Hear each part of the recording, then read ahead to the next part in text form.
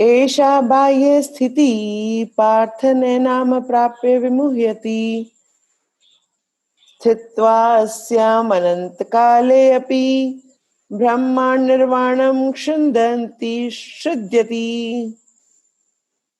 यह आध्यात्मिक तथा ईश्वरीय जीवन का पथ है जिसे प्राप्त करके मनुष्य मोहित नहीं होता।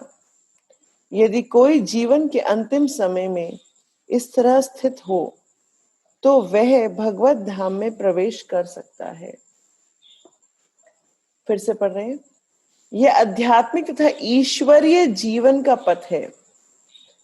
जिस पथ पे हम चल रहे हैं वो कौन सा पथ है? आध्यात्मिक तथा ईश्वरीय जीवन का पथ है। इसे प्राप्त करके मनुष्य मोहित नहीं होता। और अगर हम इस रास्ते पर दृढ़ हो जाएंगे तो हम मोहित नहीं होंगे।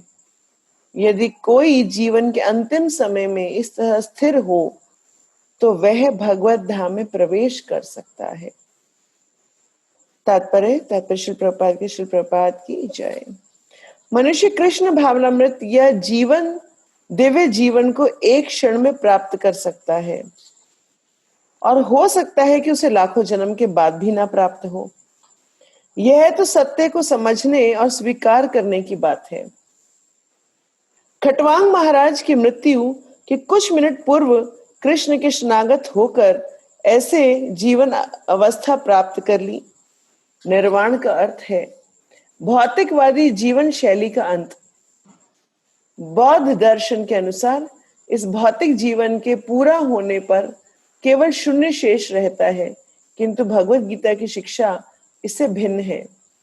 वास्तविक जीवन का शुभारंभ इस भौतिक जीवन के पूरा होने पर होता है। फिर से बोल रहे हैं, क्या लिखा है? भौतिक जीवन का शुभारंभ कहाँ गए? वास्तविक जीवन का शुभारंभ इस भौतिक जीवन के पूरा होने पर होता है।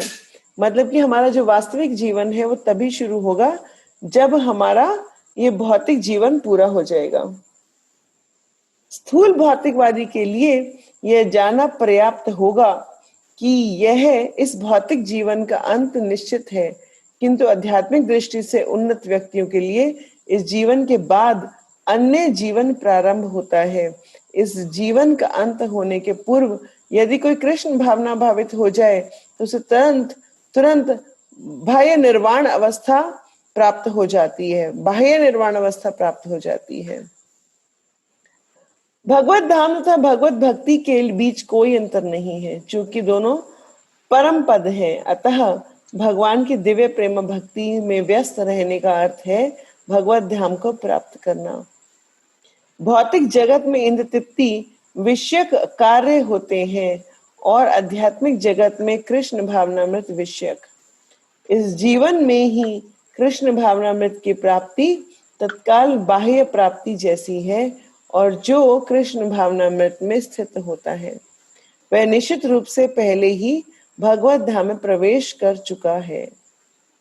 बाह्य और भौतिक पदार्थ एक दूसरे से सर्वथा विपरीत हैं। अतः बाह्य स्थिति का अर्थ है भौतिक कार्यों के पद पर ना होना। भगवत गीता में भगवत भक्ति को मुक्त अवस्था माना गया है। अतः बाह्य स्थिति भौतिक बंधन से मुक्ति है। श्री भक्ति विनोद ठाकुर ने भगवत गीता के इस दिव्य अध्याय को संपूर्ण ग्रंथ के प्रतिपाद्य विषय के रूप में संक्षिप्त किया है। भगवत गीता के प्रतिपाद्य है कर्म योग, ज्ञान योग और भक्ति योग। इस द्वितीय अध्याय में कर्म योग तथा ज्ञान योग की स्पष्ट व्याख्या हुई है एवं भक्ति योग की भी झांकी दे दी गई है। तो आज का जो श्लोक है वो हमारे को बहुत डीप लेके जा रहा है। तो ब्रह्म निर्वाण इच्छति, ब्रह्म निर्वाण के ऊपर जो शब्दार्थ में कहा गया वो दिया हुआ है भगवत धाम। और इच्छति का मतलब प्राप्त होना। तो कुछ लोग बोलते हैं निर्वाण का मतलब शून्य, निर्वाण लेने का मतलब हम लोग शून्य में चले जाएंगे, हम लोग दिव्य ज्योति में चले जाएंगे तो हमें निर्वाण मिल जाएगा। तो ऐसे बौद्धिज्म, जैनिज्म वगैरह में बहुत जगह निर्वाण का मेंशन है, मगर निर्वाण के नाम पे वो कर क्या रहे हैं? निर्वाण के नाम पर वो सिर्फ शून्य की तरफ जाने की कोशिश कर रहे हैं। जबकि यहां श्रील प्रभुपाद कह रहे हैं कि अगर जीवन खत्म होने से पहले भी, अगर हम इस जीवन का अंत होने के पूर्व यदि कोई कृष्ण भावना भावित हो जाए तो उसे तुरंत ब्रह्म निर्वाण अवस्था प्राप्त हो जाती है, जिसको हम मुक्त जीव बोलते हैं। तो बद्ध जीव, मुक्त जीव। तो मुक्त जीव कब हुआ? मुक्त जीव हुआ जब हम भगवान की भक्ति में पूर्णतः लग जाएं। अगर उस स्थिति में आकर हम मुक्त जीव हैं, हम बद्ध जीव नहीं हैं। फिर इसके बाद एक और बात बोली गई, बहुत ही अच्छी लाइन बोली गई इसमें, इस पर्पट में बहुत सारी बातें बोली गई हैं। एक और बात जो फर्स्ट लाइन में बोली थी श्रील प्रभुपाद ने, वो ये बोली है कि हमारे को भक्ति करके जो दिव्य जीवन है वो एक क्षण में प्राप्त हो सकता है, और उसके लिए हम लाखों जन्म भी लगा लेंगे तो भी कम है। कहने का अर्थ ये है, जैसे उन्होंने खटवांग महाराज का दिया, तो खटवांग महाराज को देवताओं के युद्ध में उन्होंने देवताओं की सहायता करी। देवताओं ने बोला कि आप क्या मांगते हैं? तो उन्होंने बोला कि मैं सिर्फ ये जानना चाहता हूँ कि मेरी मृत्यु कब आएगी। उन्होंने कहा आपकी मृत्यु सिर्फ एक क्षण बाद है। तो उन्होंने उस एक क्षण को यूज किया भगवान के ऊपर कंप्लीटली सरेंडर होने के लिए। वो भगवान के ऊपर बिल्कुल सरेंडर हो गए उसके बाद, और उसके बाद वो सीधा अपना भगवत धाम पहुंच गए। और हम जैसे जीव जो करोड़ों करोड़ों जन्म बीत चुके हैं, मगर हम भगवान पे सरेंडर नहीं हो पा रहे हैं, हम भगवान के पर पूर्णतः आश्रित नहीं हो पा रहे हैं, और उसकी वजह से हम भगवान की पूर्णतः सेवा में नहीं लग पा रहे हैं, और उस वजह से हम अभी फिर नेक्स्ट लाइफ साइकिल में जाने के लिए तैयार हैं। तो भक्ति बहुत सरल है और भक्ति बहुत डिफिकल्ट है, अचिंत्य भेदा भेद है। भक्ति सरल इसलिए है क्योंकि अगर कोई सरल हृदय है और कंप्लीटली सरेंडर हो जाए भगवान के प्रति, तो कंप्लीटली सरेंडर होने में तो कुछ क्षण ही बहुत है। जहां हम बोले कि भगवान जैसे द्रौपदी ने कंप्लीट सरेंडर कर दिया था। कंप्लीट सरेंडर मतलब हाथ खड़े हैं, अब जो मर्जी हो जाएगा, और सिर्फ भगवान को याद किया, सिर्फ भगवान को याद किया। तो वो कंप्लीट सरेंडर की जो स्थिति है गजेंद्र की हमने देखी है, कंप्लीट सरेंडर की स्थिति हमने खटवांग महाराज की देखी, कंप्लीट सरेंडर की स्थिति हमने द्रौपदी की देखी है। तो ये लोग कंप्लीट स्थिति, कंप्लीट सरेंडर के ऊपर आते ही भगवान उनको लेने के लिए, भगवान उनको संभालने के लिए तुरंत प्रकट हो जाते हैं, तुरंत प्रकट हो जाते हैं। आप देखिए कुंती महारानी की जो स्थिति है, कुंती महारानी जी को अगर आप देखें तो वो हमेशा ही कंप्लीट सरेंडर के मोड में रही। तो इससे पता चलता है कि जीवित होते हुए भी ऐसा नहीं है कि भगवत धाम जाने के लिए हमें कोई मरना पड़ेगा। अगर हम भगवान के प्रति कंप्लीट सरेंडर हैं तो वो भी भगवत धाम की प्राप्ति ही जैसा है। और उसके बाद भगवान हमारे को, भगवान ने कहा है कि भगवत धाम प्राप्त कर लेंगे, उसके बाद वो भगवत धाम की ओर चले जाते हैं, भगवान की सेवा में निरंतर लग जाते हैं। तो भगवान कहाँ सेवा दे रहे हैं, क्या सेवा दे रहे हैं, वो भगवान ने देखना है। हमारा सिर्फ एक ही पर्पस है कि हम भगवान के ऊपर कंप्लीटली सरेंडर होना सीखें। तो यहाँ जिस ट्रांसलेशन में एक बात बोली गई है कि जो इस आध्यात्मिक पथ के ऊपर दृढ़ है, जो इस आध्यात्मिक जीवन के पथ पर है, उसे वो बार बार मोहित नहीं होता, क्योंकि वो एक स्थिति को पहुंच जाता है। मतलब कि हम जितना स्थिति पे पहुंच गए उतने पे रहेंगे। चाहे हम इस जीवन में गड़बड़ कर दे तो हम इस जीवन में आगे भक्ति ना करें, बट इतना स्थिति हमारी कॉन्शियसनेस लेवल की रहेगी, और जीवन के अंत में वह भगवत धाम को प्रवेश करेंगे। तो भगवान ने बहुत क्लियरली बता दिया है कि हमारा डेस्टिनेशन क्या है, हमारा रास्ता क्या है, और हमें कहाँ से शुरुआत करनी है। तो शुरुआत करने का हमारे को बताया इंद्रिय कंट्रोल, गुस्से पे कंट्रोल, है ना, जेलसी पे कंट्रोल, ये हमारा स्टार्टिंग है। मगर जब हम इस आध्यात्मिक रास्ते पर और दृढ़ हो जाएंगे, बिल्कुल स्ट्रांग हो जाएंगे, उसके बाद हमारा भगवत प्राप्ति, भगवत धाम प्राप्ति निश्चित है। तो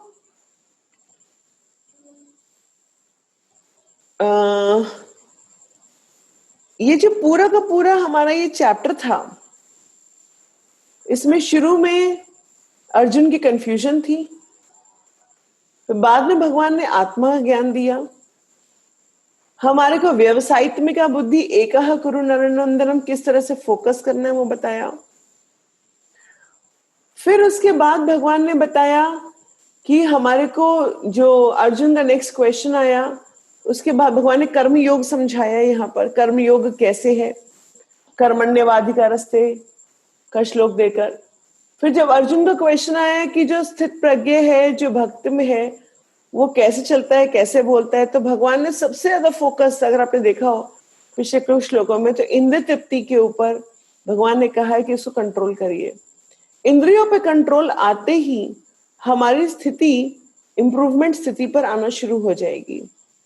इंद्रियों पे कंट्रोल, क्रोध वेग पे कंट्रोल, जेलसी पे कंट्रोल, राग द्वेष जो आपको बताया था वो कंट्रोल, ये कुछ चीजें कंट्रोल करते ही हम फटाफट उस स्थिति पे आ जाएंगे जहां हम आध्यात्मिक पथ पर दृढ़ हो जाएंगे।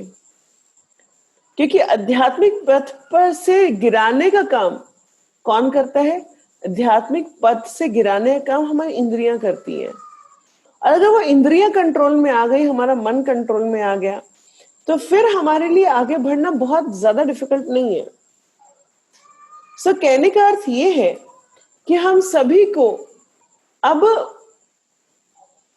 इस चैप्टर से जो निष्कर्ष निकालकर हमें आगे बढ़ना है, वो ये निकाल के आगे बढ़ना है कि हमारे को अपने ऊपर कार्य करना है, अपने इंद्रिय कंट्रोल के ऊपर कार्य करना है।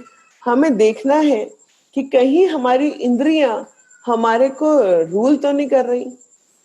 क्योंकि अगर एक बार इंद्रिय कंट्रोल आ जाए, स्वभाव कंट्रोल आ जाए, अपनी राग द्वेष कंट्रोल आ जाए, तो उसके ऊपर, उसके बाद इस चैप्टर की क्राइटेरिया हमारे लिए लगभग क्रियान्वित होने लगेंगे। हम लोग लगभग इसके ऊपर आगे बढ़ना शुरू हो जाएंगे। तो ये जो चीजें हैं हमारे लिए जरूरी चीजें हैं, हमारे को एक तरफ फोकस करने के लिए। इसलिए भगवान ने क्या किया है, भगवान ने बोला कि आत्मा का ज्ञान लेने के बाद भगवान सीधा फोकस पे आ गए थे, व्यवसायित्मिका बुद्धि, उसके बाद कर्म बताया, उसके बाद इंद्रिय कंट्रोल बताया, उसके बाद हमारी कुछ त्रुटियां उनको कंट्रोल बताया, और उसके बाद भगवान कह रहे हैं आध्यात्मिक पथ पे पूर्णतः दृढ़ होने के बाद अब भगवत धाम की प्राप्ति हो सकती है।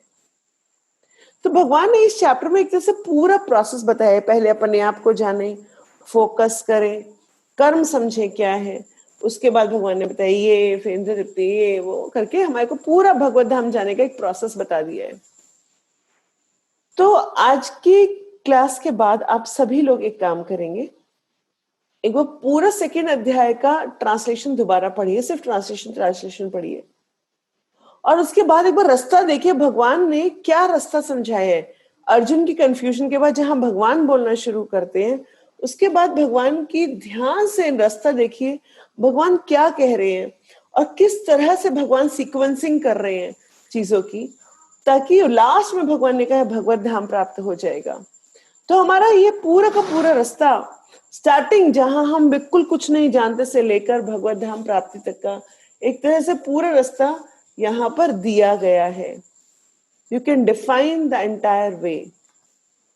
तो इस तरह से आप सभी को आज ये होमवर्क है कि सेकेंड अध्याय का ये पूरा का पूरा जो ट्रांसलेशन सीक्वेंस है उसको पढ़ना है, और उसका एक सीक्वेंस बनाना है फ्रॉम अ कंफ्यूज्ड पर्सन, जहां बिल्कुल कंफ्यूज है, वहां से लेकर भगवत धाम जाने तक का।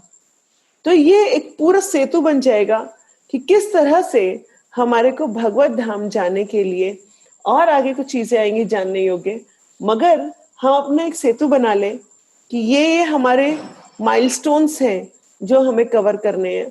उसके बाद रास्ता बनाने का और भी काम है, वो धीरे धीरे धीरे धीरे भगवत गीता आगे करवाएगी। तो ऐसा नहीं है कि भगवत गीता आज खत्म हो गई, अभी तो शुरुआत हुई है भगवत गीता की। मगर आज हमारे को एक तरह से माइलस्टोन्स बता दी गए हैं, फ्रॉम नोइंग नथिंग, मतलब आप कुछ नहीं जानते, से लेकर आत्मा को जानते हैं। उसके बाद आपने और आगे बढ़े, फिर और आगे बढ़े, फिर और आगे बढ़े, लास्ट लोग कह रहे हैं भगवत धाम प्राप्त हो जाएगा।